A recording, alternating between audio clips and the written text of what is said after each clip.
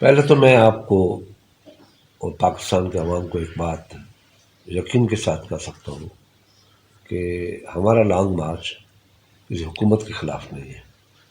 ہمارا long march صرف اور صرف عمران خان کی ناکام پالیسیوں اور جھوٹ فریب دھوکہ اور اس ملک میں جو معیشت کی تباہی اس نے کی ہے اس کے خلاف ہے. تو ہم حکومت کے لیے بھی یہ لانگ مارچ نہیں کر رہے کہ ہمیں حکومت چاہیے. ہمیں اس آدمی سے چھٹکارا چاہیے.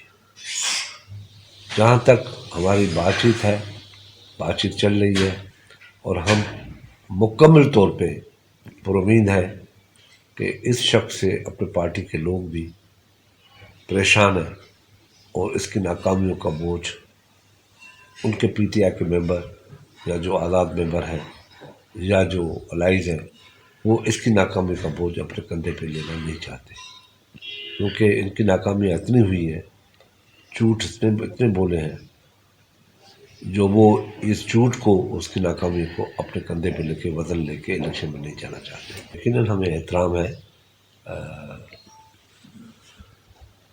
پرویز الہی صاحب کے لیے، چودھری فیملی کے لیے، مگر عمران کبھی بھی اپنی پارٹی ان کو نہیں دے گا.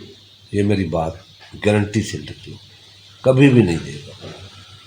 وہ چیف منسٹری نہیں دے رہا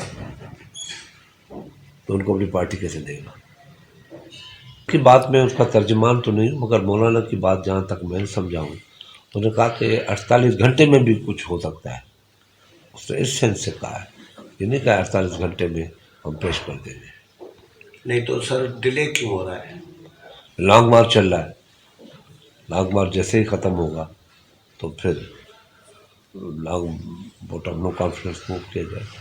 یہ اجلاس ریکوزٹ کیا جائے گا یا تحریک اعتماد جمع کرائی جائے گی؟ دونوں. پہلے اجلاس ریکوزٹ کیا جائے گا کیونکہ اجلاس کے سوا وہ تو ہو نہیں سکتی.